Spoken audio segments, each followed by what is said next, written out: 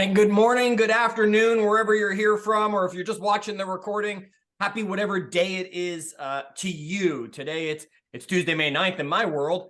It's noon in my world. I know it's earlier for you there, Coach, so thank you for getting up and being ready to go with us. We've got a few people who have joined us live. I've got a few people who have messaged and said they just want this darn recording, and I got a few questions that have been sent over to me. I want to thank everyone for joining us. If you're watching this again live, thank you for being here. If you're watching this on a recording, please know this is going to be a monthly thing. Not going to be Coach Jackson every month. I'm going to be bringing in a bunch of my mentors, a bunch of influential people in my life. We're going to be talking about topics that we all want to talk about, whether that's health, whether that's leadership, whether that's finances, whatever it's going to be. And I'm going to do this once a month. We're going to shoot for the first, second Tuesday of every month around this time. Start putting it on your calendar and start watching for these. And if there's someone you think would be a perfect candidate for this, you let me know, and I will make sure that we work on bringing them into the call. But I want to introduce to you today's guest who's joining me, my personal trainer, Coach Action Jackson Bloore. Coach, welcome to our little call here. Chad, of course. Happy to be here. Very, very excited to chat with you. You said thanks for getting up early. Chad, it's 9 a.m. I've been up for like 3.5, 4 hours by now. Come on. Okay. Not early to you and not early to some of the people who I know who are here, who many of us are 4 and 5 a.m. kind of people. Yet there's somebody I know that this is still early to them. They're probably still, having their morning coffee and watching this. Jackson, I'm so excited to have the opportunity to share with you, to hear from you again. You and I connect often. We share. There's nobody I'm going to go to when I have a question about health, fitness, and all of that quicker than I'm going to go to you. But give everybody else a little bit of a history. Who is Coach Action Jackson Bloore, and how did you end up here today? Sure. Well, who is Coach Action Jackson? I'd say most notably, I'm known for the legendary Go Big, Go Home program from working with Tonal. That kind of elevated my platform. But before Tonal, I ran my own fitness coaching business called Action Jackson Fitness from 2013 to, I guess, we're 10 years now in the making. So I got my first weight set since when I was 5 years old. Kind of feel like I was born for this. And I'm still going strong. So I'm still running Action Jackson Fitness. Now we're all completely online. So no more in-person training, all online, but the transformations are still pumping out. Our most recent transformation, his name was Kelvin. He lost 41 pounds, 10% body fat, gained 6 pounds of muscle in just 16 weeks. Incredible. So I'm just super blessed, super grateful, and very privileged and honored to serve so many awesome individuals, including yourself, Chad. So thanks for having me. And Jackson, what is it that motivates you to do this? I know some of your story. Our audience might not know a little bit about some, growing up in the situation you grew up in. What is it that powers Jackson every day to say, I want everyone to have the best health they possibly can have? Yeah, I don't think motivation is the right word. I think the word really is more so drive. The reason being is because everyone throws around the word motivation, right? Every single client, every single person that I work with says, oh, I'm just not motivated. I'm just not motivated. I'm just not motivated. I mean, guess what? I'm not motivated either. When I wake up in the morning, there's many days I don't feel like working out. But it's more so drive that gets you through, because you're not going to feel motivated most of the time. Probably at least half the time, maybe more, you're not going to feel motivated. So it's really drive that pushes me. And from a coaching perspective, with why I work with people, well, when I first started, I would say the reason was probably a little bit different than it is now.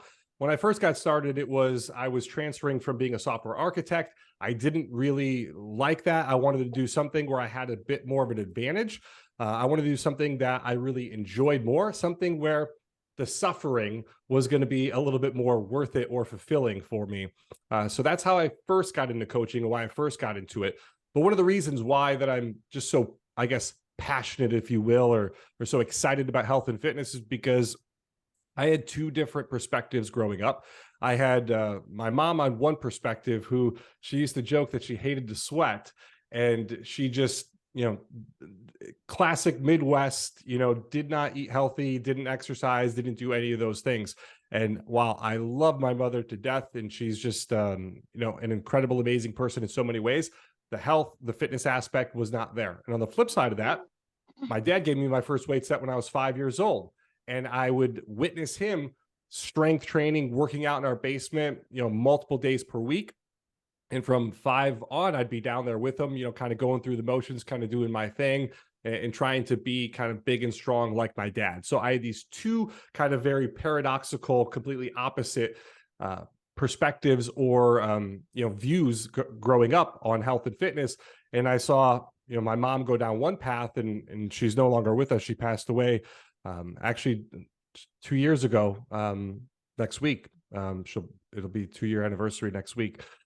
So it's one of those very difficult things is when you see somebody that you really care about, and no matter what you say, no matter what you do, you can't seem to get through to them or help them to help change their perspective. And there's no way to know, had she eaten healthier, had she worked out, had she taken her health and fitness a little bit more seriously, would she be here today? There's no way to know. I can't predict that. But what I can say is that my dad, he's 74 and he's not even on any medication and he's still very active. He's still going strong and he has no health issues, concerns, anything at all. So when you get these two different perspectives, it really hits you deep. It really hits you very, very deep because you see how the outcome and the choices you make today impact you not 5 years from now, not even 10 years from now, but 15, 20 years down the road. And it has this compounding, cascading effect. And I mean, I want to be here when I'm 90. I want to be running marathon. I always joke, I'm going to run my first marathon Careful what you when say. I'm 90. Yeah. Careful, because when you're 90, I might be calling and saying, let's go run. Of course, I'll be a little bit older. I'm in. Okay, good. I love what you said in there, and everybody who's listening to this, paying any attention to it, again, whether you're here live, thank you for joining us, whether you're listening to the recording after the fact, great pointer you made in there, Jackson, that it's not motivation, it's drive, it's determination, because I will tell you folks, having Jackson as my coach, he comes up with some pretty nasty workouts, and there are days I would say motivation is the farthest thing because I know what workout's waiting for me. I'm literally saying I don't want to do that workout today, yet of course always feel great when you're done because it's the drive or the determination that says it doesn't matter, the motivation's not there. I'm going to get up and I'm going to go do it, Jackson. 100%. You're correct. Thanks for sharing that. That's a great point to share with everybody. All right, let's jump right into this. Let's talk health, right? Let's not beat around. There are so many different areas in health. There's exercise, there's nutrition. Those are kind of the two biggest pillars, I would say. I know hydration is obviously a key pillar.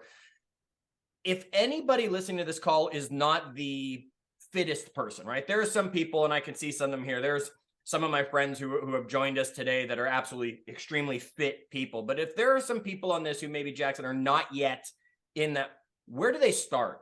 Is exercise or nutrition more important if I had to pick one over the other?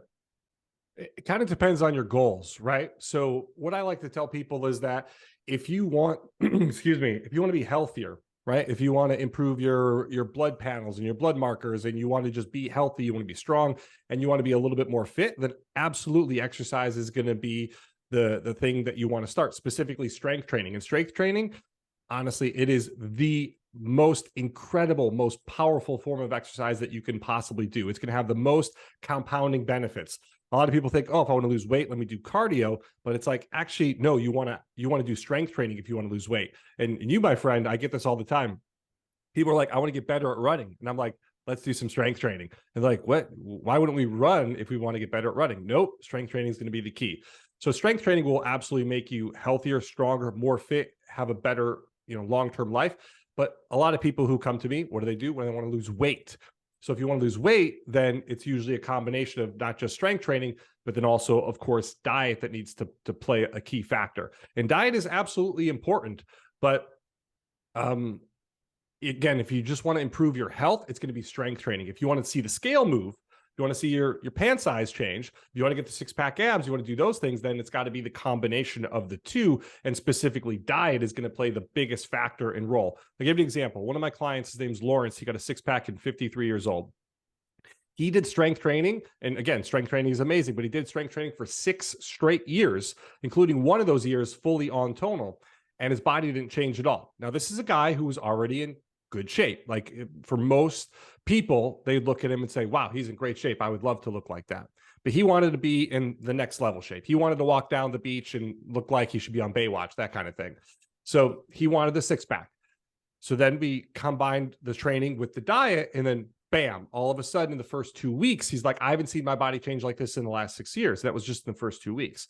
When you combine the training with the nutrition, you get those things integrated, working together. That's when you're going to see the compounding next level results. So it kind of depends a bit on what you're trying to accomplish when you say, well, should I do exercise? Should I just fix up my diet? Should I be drinking more water? You know, what should I do? It depends on the outcome. What are your goals? What specifically is the outcome you're trying to achieve? And not a lot of people think about that. They just dive in and start doing stuff. And hey, I'm the take action kind of guy. Like, I love that. But you want to be a little bit more strategic with your thinking and your thought process around what's the outcome that I want to get. Now let's work backward from that. And what are the action steps I need to take in order to get there? It's goal setting, right? I mean, gang, so many of you I've had the pleasure of coaching or talking with or teaching a class to or something, or you listen to the podcast, Win, Make, Give, right? It's goal setting. And you got to have where you're going and then figure out how to get there. All right. So one of the things you can't help. One of the things. Oh, go ahead. I'm sorry. I don't mean to cut you off. One of the things I want to just illustrate, and this is so simple. It's so stupid simple, but it just blows my mind that people don't think about this. Like every day people open up their Maps app, Apple Maps, Google Maps. And what happens? It identifies your starting location. Yep. Then you have to put in a very specific destination. Like you can't just put in go north or like restaurant. Like you have to put in the exact restaurant, the exact place you want to go. Then it creates a roadmap. And then what happens? When you're driving there or walking there, it's constantly recalculating the route. And if you make a wrong turn, if there's traffic, if there's a road closure, it recalculates the route and pivots and adjusts to get you there the most direct way possible. Yep. That's exactly what we're doing when we're on a health and fitness journey. If you want to change your business, if you want to hit financial goals, like if you want to pay off debt, like that's the process in a high level kind of macro view nutshell. That's the process. Simple. Yeah. I love the language even in there, right? Macro view, folks. You hear the nutrition talk in every area from Jackson. One of the things you've helped me do, lean out, build muscle, increase my endurance. One thing you have not helped me do yet, Jackson, is see better. So forgive me, every now and then the glasses are going to have to come out to check some of the questions that I have that have been sent in or that I put together for you. And you started right there because there's a lot of people who are runners. Running is the thing. That was my thing. When we got on the phone for the first time, I was like, no, I want to run, right? I want to run. And you said it. So let's talk about cardio versus strength cardio. When is one appropriate? What is the big metabolic difference between all that running, all that cycling? I mean, I used to get on Peloton and do hours, right? And you were like, no, Chad, no more than a 20-minute ride any longer. And here, explain that to everybody who's just running an extra mile thinking that should fix everything. Yeah, a lot of people think if they read my book or go to my website or have seen my social media stuff, they think I'm anti-cardio. I'm actually not anti-cardio. I do cardio every single week. I do a ruck. I do like an hour-long ruck. I try to do an hour-long ruck once a week. And I do have a Peloton and I do ride it, once or twice a week. So I'm not anti-cardio. It's just the ratio of strength training to cardio that you want to kind of get right. And you want to be doing at least 3, if not 4 strength training workouts for probably every cardio session that you're doing, because that's going to be the right ratio to help get you to the outcomes that you want. So it's not that cardio is bad. You just have to remember, like, what's the objective of cardio? Obviously, cardiovascular fitness is great. It burns calories, but it doesn't build strength. It doesn't build muscle, right? Which are going to have compounding improvements for you down the road. It's not burning any calories or increasing your metabolism after the workout. It's also not optimizing your body hormonally for fat loss and muscle gain.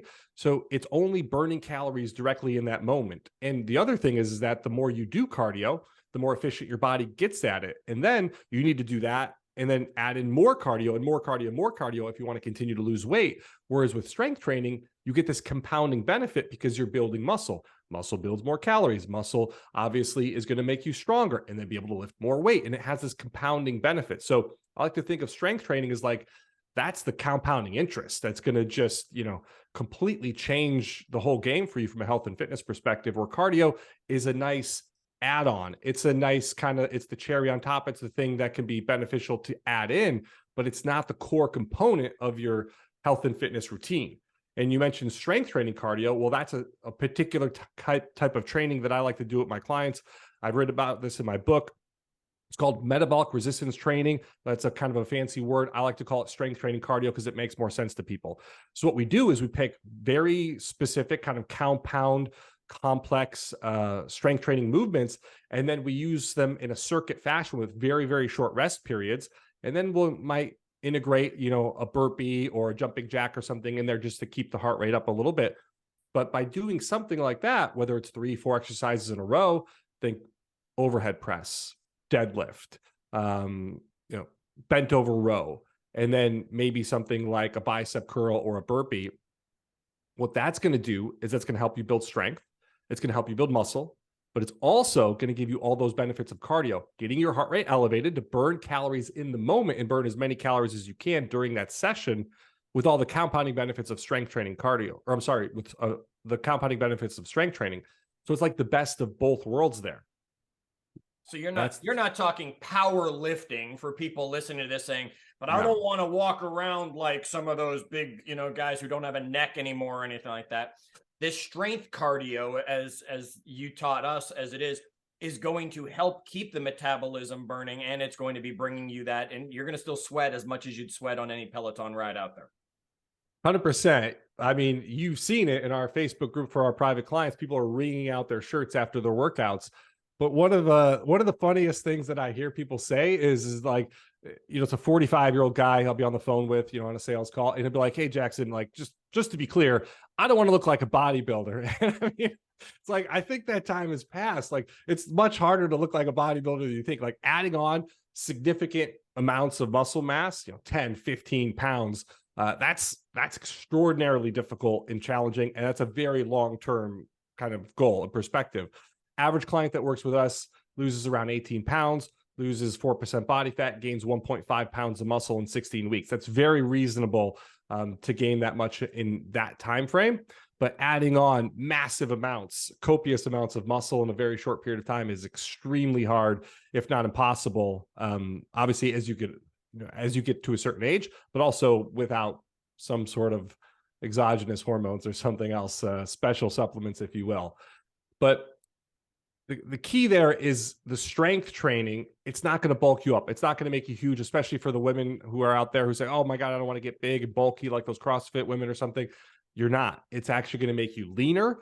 It's going to make you kind of have that more long, quote unquote, toned look, and it's going to shrink you. So even if your weight doesn't necessarily go down, you're going to shrink. And I'll give you an example of this. One of our clients, V, she's a software executive. She worked with us for 16 weeks, and her weight fluctuated. She started at 152 and her weight fluctuated up to 155 and as low as 145. But by the time she finished the program, her weight was exactly the same, no different. But here's the kicker. She lost 7% body fat, including 7 inches off of her waist. So even though her weight didn't go down, the composition of her body completely changed. So she lost body fat, gained some muscle, those offset in terms of weight, and then she shrunk as a result of that. Because if you look at a pound of muscle and a pound of fat, they weigh the same, but their volume is different. The muscle is going to be very dense and small. The fat is going to have much more volume. It's going to have a bigger volume. Does that make sense?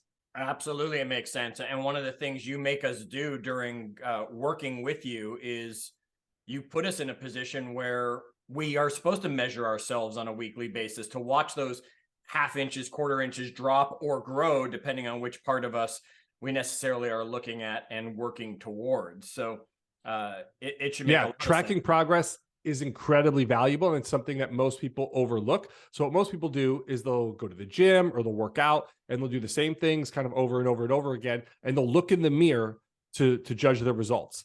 That is one of the worst things you can do, because number one, looking in the mirror, it's like so hard to visually see the progress yourself, right? You're not going to see it just looking in the mirror every single day. The progress is going to be so slow and subtle, and you're going to be adapted to it continuously that it's not going to keep you motivated. And the second thing that people do is they just stand on the scale. But the scale is not the end all be all. It's only one metric.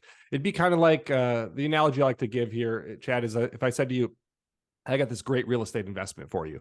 And you said, okay, well, what is it? And I said, it's a house for $1 million. And you said, okay, tell me more. I said, no, that's all you get to know. It's a house for $1 million. Do you want to buy it or not?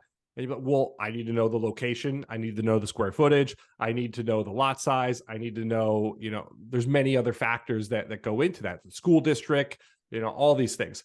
Well, why then do people look at weight as the only measurement of their entire health and fitness journey? It doesn't make any sense, right? We have weight, body fat percentage, body measurements. We have progress photos. We have energy levels, how your clothes fit, maybe your strength or your strength score if you're working out with tonal. Like there's many, many, many things that go along into that measurement. And if I was going to create like a progress score, weight would only be one, and it'd probably be like 10% of that entire metric that we come up with. Does that make sense? It's a great message. And Dan, make sure you heard that, right? It's not about weight. Okay. So Charlotte just jumped in and asked a question during all of that action, or Jackson, right? It's the whole word to me. Action Jackson, all goes together. She said, when you're talking weight training like this, are you talking heavy weights or are you talking light weights? Like, should I be taking a light weight and just doing a lot, or is it ending up going to become heavy weights because I'm going to get stronger and stronger? Yeah, a lot of the research that if you read stuff by like Brad Schoenfield and stuff, some of the the foremost experts that do research on hypertrophy and strength training and all this kind of stuff, they kind of show that hypertrophy can happen anywhere between like 5 and basically 25 reps. But the reason that kind of 8 to 12 is typically known as the hypertrophy rep range is simply because it's the rep range that's going to kind of bring you the best bang for your buck in terms of time efficiency and other things, right? Once you start going further down the rep range from like maybe let's say 8 or less, that's where the risk of injury tends to go up for a lot of people, because now you're moving heavier weights. You need more force and power to generate to move those weights, and that's where injury risk can go up a bit. And then once you start getting above 15, well, fatigue, endurance kind of sets in, and also just the length of your workout expands tremendously. If you've ever done a few sets of, let's say, 15 or even 20 reps, like just the time that it takes to do that workout just, again, tends to elevate quite tremendously. So 8 usually to 15 is kind of the range that I typically recommend most people work in. That's what I recommend for most people. Occasionally we'll do a set of 20 or something, or maybe we'll do something that's a little bit heavier. But the 8 to 15 range is a pretty good range to be in, because that's going to maximize time efficiency. It's going to reduce and keep you the lowest risk for injury. But you want to make sure whatever you're doing, that it is challenging. So I'll give you an example. Like a lot of people, they'll do a set, and let's say I'm like, all right, let's do, a set of bench press or something for 10 reps. They'll do a set of 10 and they're like, all right. And they'll do that last rep. They have like 5 reps left in the tank, and then they just rack it and kind of move on. It's like, no, let's push ourselves a bit. You want to kind of push yourself. You don't have to train to failure to get results, but you want to be in the zip code of failure. You want to be pushing yourself, towards near the upper edge of your limits for each set that you're doing. That's a working set, not a warm-up set, but a working set. You want to be pushing yourself towards that limit. So the weights don't have to be super heavy necessarily, but you want to make sure it is appropriately heavy, meaning you can do the exercise with proper form. You're in control of your body, and that you're, again, somewhere in that maybe 8 to 15 rep range where you're within maybe 1, 2, 3 reps of failure, somewhere in there. And so one of the things that weight depending on who you are, because for some people that's going to be heavier than others. Some people that's going to be lighter. So it's not necessarily heavyweight or lightweight. It's pushing to a point of not necessarily having to hit failure, but knowing you probably only have 1 or 2 more reps at the most in the tank right there to know we're getting the benefit. And the second thing you want to think about is, if you're trying to build muscle specifically, you want to be creating that mind muscle connection, because your body's going to find the most efficient and most efficient way possible to move the weight. So if you think to yourself, move weight up, your body will do that, and it'll find the most efficient way to do that. And if you're doing a chest press, for example, I see there's a lot of men on this call. Men like to build their chest, and they'll just be like, all right, get the weight up. But then they're just cranking on the front delts to get it there. And it's like, I'm hitting so much front delt that they're not even getting any chest activation. And so what you want to do is you want to think about the muscle you're trying to work. And there's, again, this is research proven. It's shown that the more you think about the muscle, the better the activation will be. And then, of course, the better the hypertrophy will be. So you want to get those shoulders back. You want to think about squeezing your elbows together, specifically towards the midline of your body. And you want to be thinking about your chest and activating it and squeezing it when you're doing the exercise. Does that make sense, Chad? It sure does. It makes a lot of sense. I actually hate going through one of your tonal programs when I want that, and you're talking about that, because I'm like, look, I'm doing the row. I know what I'm supposed to do, and it's the back, but leave me alone. My biceps are pulling this right now, and I know I'm not doing myself a service. But all right, you're not with tonal anymore. They've got on demand of you, right? So some of the people know you from that. That's how I discovered you on that. And I don't want to get this into a tonal conversation at all, Jackson, yet gym weight, free weight, tonal weight. I mean, if I'm sitting there, is there the benefit of that weight the way tonal has it? The thing I like about it is just that I can go up by 1 pound or 2 pounds. And I love the modes, right? I love that chain mode. That's my favorite. You can't do that in the gym that easily, or the eccentric mode. Those aren't easy to do in a gym. But when it comes down to it, weights versus tonal, what's your feel on that magnetic weight? The magnetic weight is fantastic because there's no momentum created. So like you can press as hard or as fast as you want, but that cable is going to be pulling at that same tension for the entire rep. I think it was, if I remember correctly, it was like 300 times a second. It's checking to see what the weight resistance on the cable is. So if it says that it's 50 pounds, it's 50 pounds basically the entire time. And it's constantly pulling that magnetic tension. So the weight that's on tonal is fantastic. Magnetic weight is great. And then also the dynamic weight modes, as you mentioned, are super cool. There is a 200-pound weight limit. So at some point, if you're super advanced, then you might want to add on. For example, for me, yesterday, I was squatting. I can squat a little bit more than 200. So I was doing 285 for reps. I did a 3x5 yesterday on squat, and I did that at 285. So obviously I was doing that with my barbell squat rack, not on tonal. And that's totally fine if you're that advanced. But for 95% of people, the 200-pound limit isn't going to be a problem. So the thing that tonal does better than anything is convenience and consistency. If you have convenience, you're going to have consistency. And if you have those two things, then you're going to get results. And for most people, going to the gym is simply going to be a time issue, because it's not the time of the workout that's really the problem, right? Let's say you go to the gym and you only work out for 30 minutes. It's not the 30 minutes of the workout that's the problem. It's the driving to the gym, it's the parking, it's the going to the locker room, the this, the that, the shower afterwards, and then the coming back that's the problem. So tonal gives you convenience, which allows you to have consistency. And again, those are the two most important factors in training, because it's so much better to work out 3 or 4 times a week for just 20 minutes than it would be to work out once a month or 1 week a month for like an hour every single day. Okay, so it's that consistency, of course, that we hear in all areas of our life that's going to lead to the bigger gains and the results. And gang, it's incredibly convenient. And there are some exercises, and you've taught some of us in our group, there are exercises that, yes, we're maxing out on tonal, where we're sitting there and I'm like 200 pounds on the deadlift. That's not a problem, right? But there are ways to throw on a weight vest. There are other things that we'll do for some of those exercises to add some weight when we do hit the maximum that tonal does provide for you. It's not most exercises that most people are getting there, though. Okay, so yeah. And the weight isn't like that big of a factor, right? Body weight you could even do, and you could get some pretty damn good results with if you're consistent and you're training hard. As you know, the 21-minute kind of workout that we do, it's squat jack, or what is it? The jump squat, burpees, and like push-ups or something. Jumping jacks is the other one on that. Yeah. Incredibly powerful and effective. Yes. And I burn 222 calories approximately, and it takes 21 minutes to do, and it works just fine in your hotel room, everybody, when you're traveling. So it's an excellent workout that Jackson has taught. All right. I'm looking at the clock. I'm looking at the stuff here. I'm going to cut some of the questions I wanted to get into with you on this condition. Will you agree to come back in 2 months with me and do one where we're going to be nutrition focused?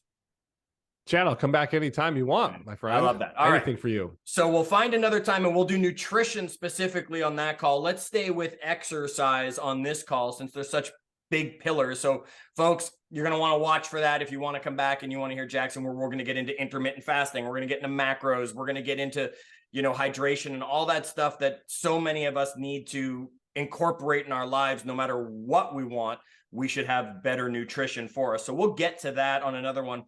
Here's a question that Charlotte had asked. She said, some of us are cardio junkies still, Jackson, right? And I am too. I'm not going to deny that I won't get off the tonal like I did this morning. It wasn't one of your workouts, but that I got a tonal workout in this morning and then jumped on a 15-minute ride on Peloton just because I need that cardio fix to give me that little extra. When it comes to people who are going to do both, which one first? Is there a right? And is there a time? Can we do one to the next? Talk about, I'm going to do both. Yeah. So if you want to do both, what I recommend is that you either, if you want to do a light ride or some light cardio, 10 to 20 minutes, something like that, and at a lower intensity, then you could do that as a warm up for your strength training. And that's totally fine. But if you want to push it, if you like to push your cardio a little bit more, and which is going to require a lot more energy. I did set a PR today on one of my rides. So yeah, I like to push it a little bit more. Then you probably want to do it after your strength training, because you don't want to go into your strength training session gassed, and you don't want to go into your strength training session low energy, because then you're not going to be pushing the types of weights and you're not going to have the strength to really push it when you're doing those sets and those reps. And you want your strength training to take priority, as I kind of mentioned earlier. So if you want to go a little bit lighter, then you could do the cardio as a warm-up, which is going to be fantastic. And then you can move right into your strength training session. I'll do that sometimes, but for me, I like to push it during my cardio too. I love Tabata. I love HIIT. Like, I like to redline it when I'm doing my cardio. So I will do cardio typically after my strength training, or I'll do it on a separate day or at a different time of day. Yeah, one of the things you teach us, Jackson, I know it's not carved in stone, we had, right, but you do teach us, try not to go more than 2 days in a row if possible on lifting. So you intentionally are saying we shouldn't be lifting and lifting and lifting every day. There should be that break where I'm going to jump on the Peloton or go for my run and give the lifting a rest so I can pick it up again the next day in prime condition. Explain that a little bit. Yeah, so you could lift every day if you wanted to, but you'd have to be very intelligent about your programming, and you'd have to vary the intensity and make sure that, again, you're not redlining constantly. For typically a lot of the people that I like to work with, including yourself, they don't really have that like dial where they can lower it down too much. So when we do strength training, we're kind of pushing it to the max, right? We might vary the split. So maybe it's an upper body day. An upper body day is always going to be less intense than either a lower body or a full body day typically. So we'll vary the intensity by maybe a split, but knowing that it's probably always going to be a bit of a red line. And because of that, then we limit the strength training to typically 4 days with at least 1 day in between for rest. That way you're not just pushing your joints, your ligaments, your tendons, your muscles, and your central nervous system to the max constantly. Because if you're always in this kind of push it mentality, right? Unless you're David Goggins and you're just getting paid to do that and record it all day, like, most people aren't going to be able to recover properly. They have jobs, families, responsibilities, other stuff going on. Their sleep probably isn't perfect. And again, that's okay, but then we need to vary the training intensity so that it's not redlined constantly every single day, and that you're training, maybe 3 or 4 days a week very hard, which is great. And then you can get those rest days back. So it's just about managing the intensities throughout the week so that you can recover properly. Because remember, you break down your body, then you recover, and the recovery is where you come back stronger, better, faster. Yeah, that's a great reminder for us all, right? That it's that recovery is really where the muscles are building. It's the breakdown that's happening. Because I will tell you, if it weren't for you forcing rest days upon me, or cardio days in that sense where I switch from lifting, I'm very angry at myself when tonal does not beep that I've set a new record every single day where I'm lifting more or something. All of that. All right. Now here's the thing though. We've been talking about, you talked about strength cardio, right? And so that's getting the heart rate up. And I will tell you folks, when I first started, I was in good shape when I started with Jackson. You can be sure after the first week exercises, I laid on the floor for 5 minutes in puddles every single day, right? So, I mean, the strength cardio stuff works. But Jackson, probably the single biggest thing I took from you wasn't the move and keep moving and all that. It was how slow we needed to do certain things, specifically that core, because everybody wants the six-pack ab, whether they'll admit it or not, whether they're past that point where they say, well, forget it, I'm too far. Folks are not. I was 50 when Jackson helped me hit that goal, right? I put it on Facebook the other day. You saw they were there. They might not have looked as good as his beside me, but they were there. You taught us to slow down. Most of the time when people are doing crunches, bicycles, all that, we're all like 1, 2, 3, 4, 5, because we want to get that done. Talk about the benefit of the slowdown, specifically in the ab area, Jackson. Yeah. So when it comes to ab training, most people struggle because they actually don't know how to activate their abdominals properly. So that's the first issue that a lot of people have. So when a lot of people do their ab work, they actually are activating and working their hip flexors more so than their abdominals specifically. And the hip flexors are obviously what run along the top of your kind of thigh there.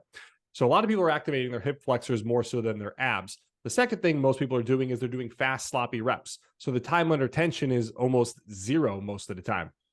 And it's not so much that you need to go super slow that is beneficial. It's that you need to learn how to activate your abdominals properly. And then you need to learn what that feels like to contract those muscles. And you can do this for any muscle, but specifically it does help with abs because most people want to kind of get the abs over with. They do them at the very end when they're low energy. And then it's like, all right, let me just get this over with. Or they want to add a bunch of weight and try to do weighted crunches and all this stuff. And it's like, whoa, let's simplify.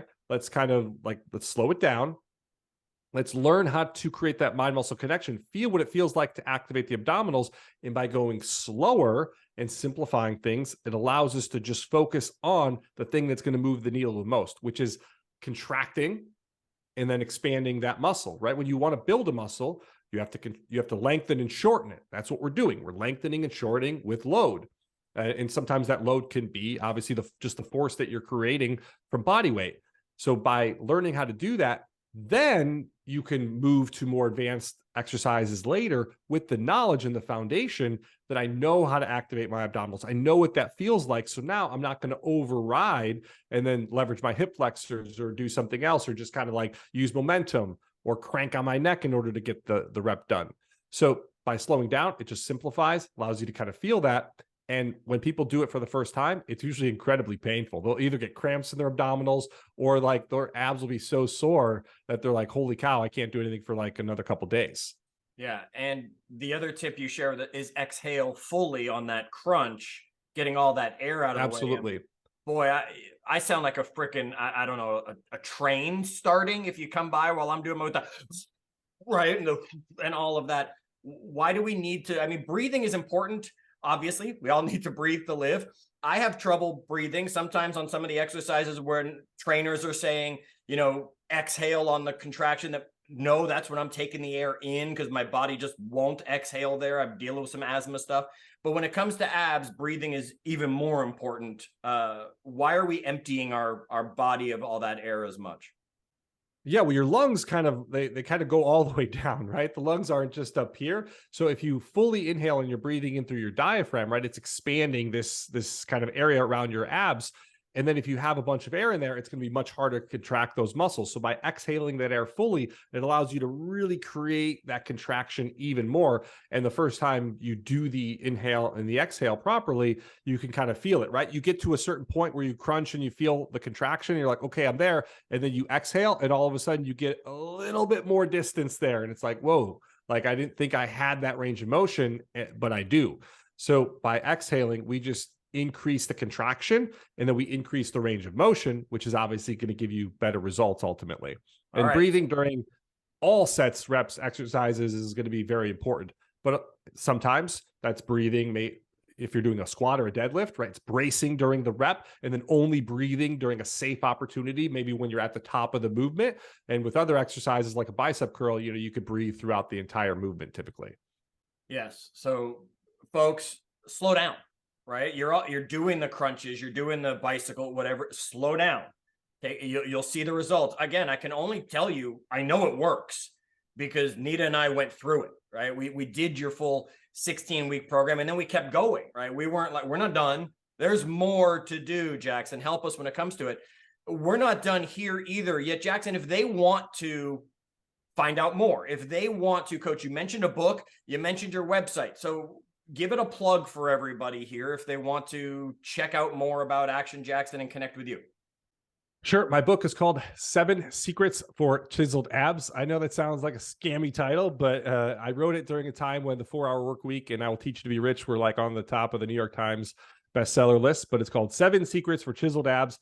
It's on Amazon right now. It's available for $4.99. I like to tell people it's the best $5 you'll ever spend in your life. And it has 123 5-star reviews, I believe. So it should be well worth your time. We have, I believe, three chapters on training. There's 4 chapters on nutrition. There's a bonus supplement section as well. There's approved foods list. I teach you how to track macros, portion control. We talk about intermittent fasting. Obviously, there's supplement recommendations. There's a chapter on abs. There's a chapter on training. There's a chapter on cardio. So fantastic. It'll be a fantastic read, and I can promise you, you will learn a lot. And my website is Action Jackson Fitness. That's where you can go for all things from me. I have blogs there, articles. I have links to all my YouTube videos. I do a lot on YouTube as well. You can follow me on Instagram at Action Jackson Fitness as well. So yeah, that's where I'm at. All right, girls, if you saw the pictures I posted on Facebook, yeah, you might just go to his YouTube videos just because, the reason all of us guys want to look like Jackson, because he looks like that. All right. Some people are just lifelong health people. And then some people, and I don't believe that, I mean, maybe like you, but even people like me, we go through these cycles, Jackson. Some people are at that starting over position. What's your best advice for those people who are listening to this call today? Because, well, it's time to start over. It's time to, get that drive, that determination back and get my body moving properly. Give me some advice for people starting over. Sure. I mean, Chad, life is peaks and valleys. So it's cyclical. There's going to be ups and downs for everybody. And even the most dedicated health nuts, whether it's me or you or other people, have ups and downs in their journey, right? They might be at a better place than some other people, but there's still going to be ups and downs for their specific journey. But if you've fallen off the wagon a bit and you're trying to get back on, the biggest mistake a lot of people make is trying to do too much too fast, right? They look back at what they might have been doing, whether it was a year ago, 5 years ago, 10 years ago. One of my clients, actually, he didn't work out for 10 years before he joined the program. And one of the reasons why is because he said when he tried to do it on his own, he tried to do the same workouts that he did in his 20s when he was working out, and then he hurt himself. So trying to go too fast, do too much, or trying to do what you were doing previously when you pick it back up is one of the biggest mistakes I see. Right? You want to start slow. You want to start conservative. You probably want to start at a point where it almost feels easy to you to get moving, because that's going to build momentum, right? Action is the difference between dreaming and succeeding is my tagline. And it's because by taking action and getting started, get moving, that's going to create momentum. And when you're getting started again, it's all about creating the habit. It's about getting consistency. And then that's going to build that momentum for you. And then you can incrementally increase the intensity. You can incrementally add on, right? I'd rather have you start and do maybe just twice a week for 30 minutes if that's the low bar for you. And I'd rather have you do that consistently for like a month, 2 months, and then be like, all right, let me see if I can get 40 minutes, or let me see if I can add one more day in, right? I'd rather have you wanting to do more, but like kind of having the discipline to hold back versus going all in and then falling off the wagon. There's a great story I like to that I tell about this. I read it in this book called Effortless by this guy named Greg, I think McEwen is his name. He wrote the book Essentialism, which is great. And he tells the story about the people that were going to the South Pole in the 1911 or something when the race to the South Pole was on. There was 2 groups. One was the Brits, and the Brits, their strategy was we're going to go as fast and as far and as work as hard as we can on the good days when the weather's good. And on the bad days, we're just going to hunker down and we're not going to do anything. We're just going to wait it out, right? That was their method. All or nothing was their mentality.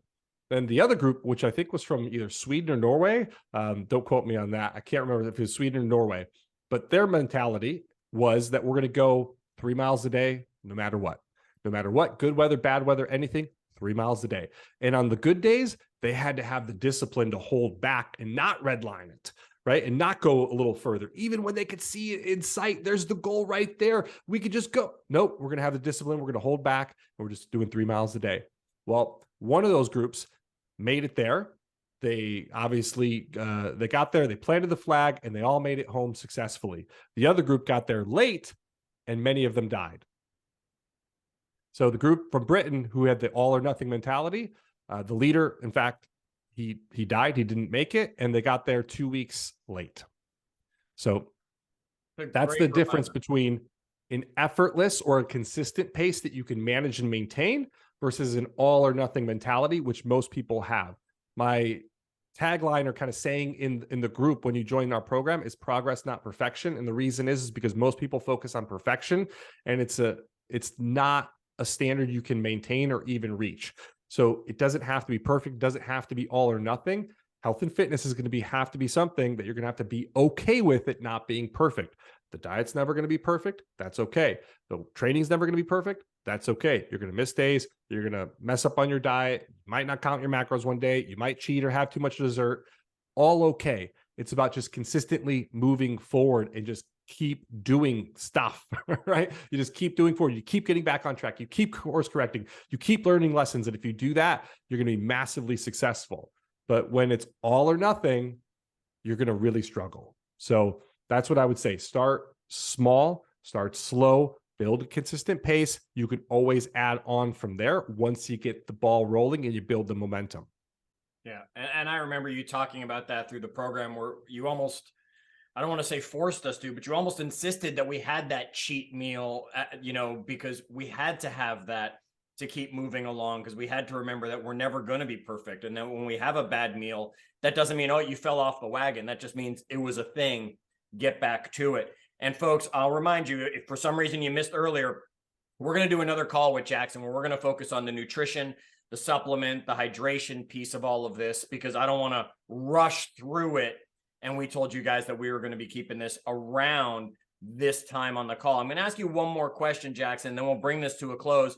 If anybody that has joined us live has something you want me to ask, type it into the chat box. I'll get that worked in before we kind of wrap this one up. But here's the question I want to ask you, and that's about injury, because injury is something that is almost, I hate to say, destined to happen, right? It's going to happen at some point. I mean, to me, it was, I think it was tennis elbow is what I was experiencing during it.